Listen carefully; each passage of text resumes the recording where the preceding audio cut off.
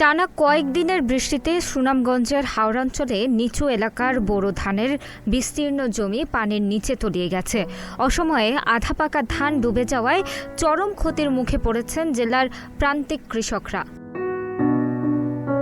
জেলা কৃষি সম্প্রসারণ অধিদপ্তর জানিয়েছে, জলাবদ্ধতার কারণে জেলার অন্তত 15টি হাওরের প্রায় 1200 হেক্টর জমির বোরো ফসল পানিতে তলিয়ে গেছে।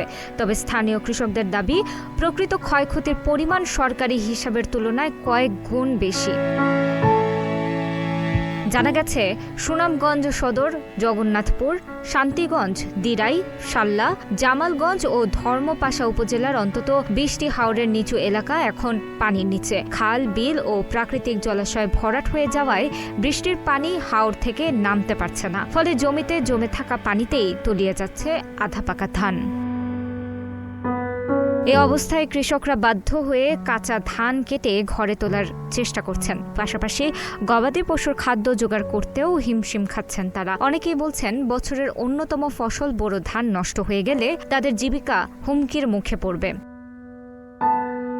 কৃষকদের অভিযোগ, অপরিকল্পিতভাবে বাঁধ নির্মাণ এবং পর্যাপ্ত স্লুইস গেটের অভাবেই এই জলাবদ্ধতার মূল কারণ। দ্রুত পানি নিষ্কাশনের ব্যবস্থা না নিলে অবশিষ্ট ফসলও নষ্ট হয়ে যাবে বলে আশঙ্কা তাদের।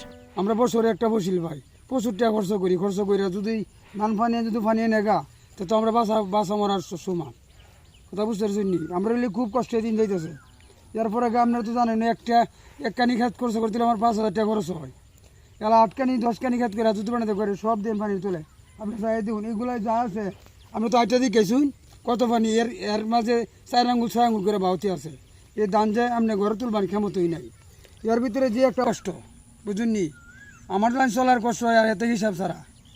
আপনার ওই যদি হইন এই সাইডে 2টা গরু লই ওই অনেক টাকা টুকা করতেছে, এই গরুগুলো যে কিটা বানাম এ চিন্তা আর জান পাচ্ছে না, ঘরে তো ভাত নাই। আপনার চলা যত বড় আছে না, আপনার এই আওয়ার এলাকা যত বড় জমিন করছে সবারই কষ্ট, কেউ আর শান্তি নাই। ক্ষয়ক্ষতি কমাতে কৃষকদের প্রয়োজনীয় পরামর্শ দিতে মাঠ পর্যায়ের কর্মকর্তাদের নির্দেশনা দেওয়া হয়েছে বলে জানিয়েছেন অতিরিক্ত উপপরিচালক মোহাম্মদ ফারুক আহমেদ।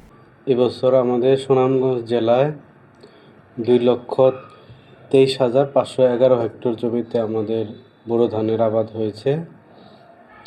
তো এই মুহূর্তে আসলে আবহাওয়াটা একটু অন্যরকম মনে হচ্ছে, যে বৃষ্টি হচ্ছে, পাশাপাশি কৃষকের যে এই মুহূর্তে বোরো ধান, বিশেষ করে হাওরের যে নিম্ন এরিয়াগুলোতে আছে, এখানে কিছু জলাবদ্ধতা তৈরি হয়েছে। বিশেষ করে জগন্নাথপুর, সুনামগঞ্জ সদর, এইদিকে শান্তিগঞ্জ, জামালগঞ্জ, কিছু কিছু এলাকা আমাদের প্রায় 11,189 হেক্টর জমি আক্রান্ত হয়েছে। তবে যদি বৃষ্টি কমে যায়, তাহলে হয়তো আরও 2-3 দিন পরে আমরা এটা বুঝতে পারবো যে ক্ষতির পরিমাণ কী পরিমাণ হয়। তো এ ব্যাপারে আমরা উপজেলা কৃষি অফিসার এবং উপসহকারী কৃষি অফিসারদের সার্বক্ষণিক তাদের কর্মস্থলে অবস্থান করে তাদেরকে সঠিক কৃষকদেরকে পরামর্শ দেওয়ার জন্য আমরা নির্দেশনা দিয়েছি। অন্যদিকে পানি উন্নয়ন বোর্ডের নির্বাহী প্রকৌশলী মামুন হাওলাদার কৃষকদের হাওরের ফসল রক্ষা বাঁধ না কাটার আহ্বান জানিয়েছেন। পানি নিষ্কাশনে প্রয়োজনীয় ব্যবস্থা নেওয়া হচ্ছে বলে দাবি তার। স্লুইস গেটের সাথে কানেক্টিং খালগুলো রয়েছে, এগুলো বিভিন্ন জায়গায় স্থানীয় লোকজন বাদ দিয়েছে।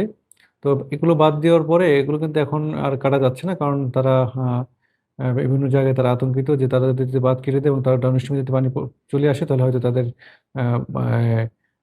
ধান ডুবে যাবে। এই জন্য আসলে মূলত তারা কাটতে দিচ্ছে না। কিন্তু এই বাঁধগুলো যদি কেটে দেওয়া হয়, তাহলে কিন্তু আমাদের যে সুনামগঞ্জে হাওরের যে জলাবদ্ধতা রয়েছে এবং সেগুলো কিন্তু ওই পানিটা কিন্তু রেগুলেটর দিয়ে বের হয়ে যাওয়ার কথা ছিল। কিন্তু এখন অনেক জায়গায় দেখা গেছে যে কৃষকগণ তাদের জলাবদ্ধতা নিরসনের জন্য তারা আমাদের যে আমরা যে কাবিনী নীতিমালা আলোকে যে আমরা বাদ দিয়েছিলাম, সেগুলো কাটার তারা চিন্তা ভাবনা করতেছে, বা কোথাও কোথাও তারা জোরপূর্বক তারা এগ্রেসিভভাবেই তারা আসলে তাদের ফসল রক্ষার জন্য এটা করতেছে। তো আমরা এটা সবসময় তাদেরকে নিরুৎসাহিত করি বা আমরা এটা বাধা প্রদান করি যে কাজটা যাতে কাটা না হয়, কারণ এই মুহূর্তে যদি আমাদের বাঁধ কাটা হয়, তাহলে কিন্তু যে কোনো সময় হাওরে পানির যে নদীর পানি বেড়ে যেতে পারে এবং তখন কিন্তু একটা বিপর্যয় আশঙ্কা তৈরি হতে পারে। তো সেই জন্যই মূলত আমরা এখন বাঁধ থেকে না কাটার জন্য আমরা অনুরোধ জানাচ্ছি। এবছর সুনামগঞ্জ জেলার 2,23,511 হেক্টর জমিতে বোরো ধানের আবাদ হয়েছে।